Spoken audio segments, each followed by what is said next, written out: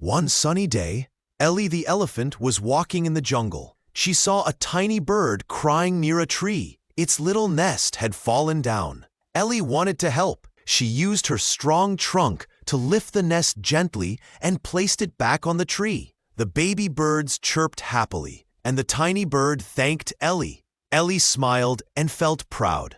She learned that using strength for good makes the world better. Moral: kindness and helping others make you strong and loved.